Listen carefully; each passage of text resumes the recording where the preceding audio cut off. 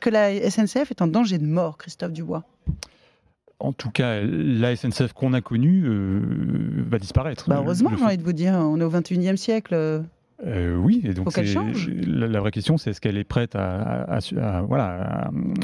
vivre ce changement majeur, donc à voir arriver la Deutsche Bahn. Alors c'est vrai qu'à l'international, et c'était un peu la marotte de Guillaume Pépi, on en parlait tout à l'heure, le patron de la SNCF, qui est là depuis 10 ans en tant que patron de la SNCF, qui en réalité est dans l'entreprise depuis 20 ans.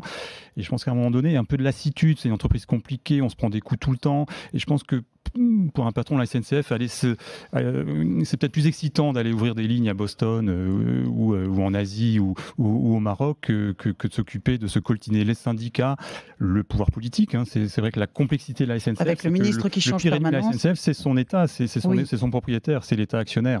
Et donc au milieu de tout ça, c'est vrai qu'il a développé la concurrence, et c'est une entreprise paradoxalement performante à l'international.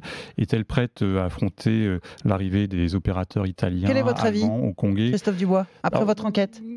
Une situation de monopole, ça ne disparaît pas du jour au lendemain. Ce qu'ont montré toutes les études européennes, c'est que l'opérateur historique reste majoritaire notamment sur les grandes lignes et lignes TGV, qui sont, pour qu'un opérateur étranger arrive à investir, il faut vraiment avoir des moyens colossaux, et peuvent concurrencer la SNCF. Ce sera sûrement le cas, et c'est important sur les petites lignes. Là où il y a une vraie chance avec l'arrivée de concurrents. Et puis ça, c'est bien pour les Français. Mais complètement, ça. Parce que pour les régions et pour les Français.